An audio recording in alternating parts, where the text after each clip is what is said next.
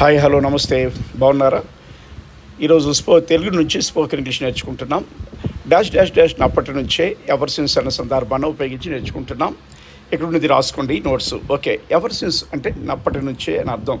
నేను కలిసినప్పటి నుంచే ever since I met you అంటే సింపుల్ పాస్ట్ టెన్స్ ముందు ఎవర్ సిన్స్ వాడతాం, పాస్ట్ ఈవెంట్ ముందు ఎవర్ సిన్స్ వాడతాం. కంటిన్యూస్గా present perfect tense or present perfect కంటిన్యూస్ని ఉపయోగించి మాట్లాడచ్చు. ఓకేనా? రెడీ.